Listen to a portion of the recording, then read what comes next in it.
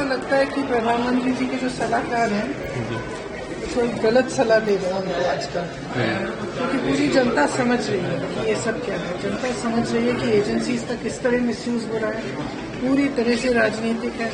मैं सोच रही थी कि आमतौर से चुनाव के एकदम पहले ये सब कार्रवाई शुरू होती है, तो अब आजकल क्या रीजन है पता नहीं, शायद उनको गलत सलाह मिल रही है, क्योंकि जनता सच्चाई देख रही है। हम कहा जा रहा है कि बार बार आप बुला रहे हो, फिजूल की बातों पे बुला रहे हो।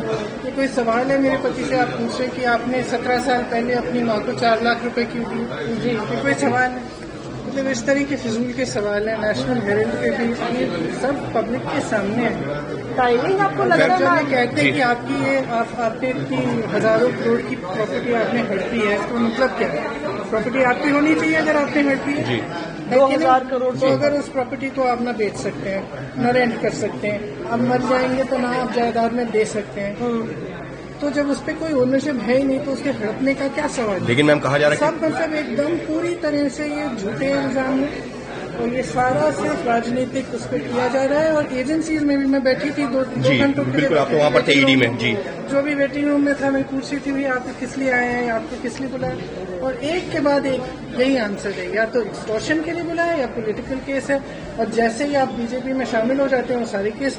मैम आपका कहना है कि एजेंसी का मिसयूज हो रहा है? मेरे ख्याल से प्रधानमंत्री जी को अपनी स्ट्रैटेजी रिवाइज करनी चाहिए, अब चल नहीं रही है। तो साफ तौर पर प्रियंका गांधी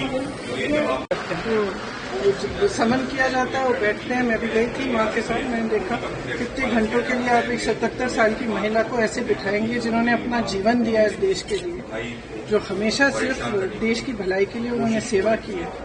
तो आप इस तरह से का बर्ताव करेंगे तो ठीक, लेकिन हम तो पूरी तरह से कोऑपरेट कर रहे हैं, चाहे मेरे पति हों, चाहे राहुल जी हों, चाहे सोनिया जी हों। मैम आपको लगता है कि एजेंसी पर प्रेशर है? मैं तो इंतजार कर रही हूँ, मुझे भी बुलाएं, मुझे भी निमंत्रण दें।